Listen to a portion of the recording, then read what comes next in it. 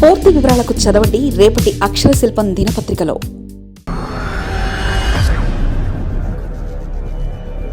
దారి తప్పుతున్న కాంగ్రెస్ క్యాడర్.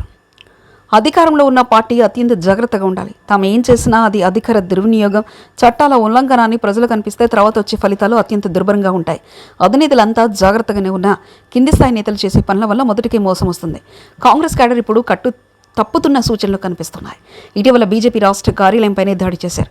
తాజాగా బీఆర్ఎస్ భువనగిరి జిల్లా కార్యాలయంపై దాడి చేసి ధ్వంసం చేశారు. ఇతర పార్టీ కార్యాలయాలపై అధికార పార్టీ కార్యకర్తలు దాడి చేస్తే అది చిన్న విషయం కాదు. రాజకీయ కారణాలతో దాడులు చేయడాన్ని ఎవరూ హర్షించరు.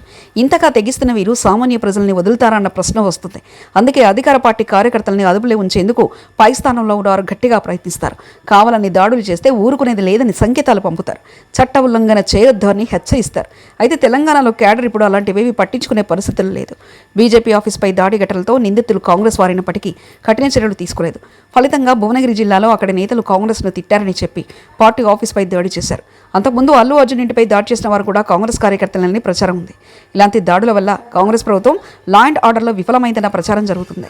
ప్రభుత్వం పట్టించుకోకపోతే రేపు చోటామోటా కాంగ్రెస్ నేతలు కూడా ఇదేనని చేసి ఇక తమ దందాలు షురూ చేస్తారు.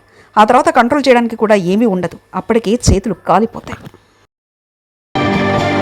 మరిన్ని కథనాల కోసం సబ్స్క్రైబ్ చేసుకోండి మీ అక్షర శిల్పం. పూర్తి వివరాలకు చదవండి రేపటి అక్షర శిల్పం దినపత్రికలో.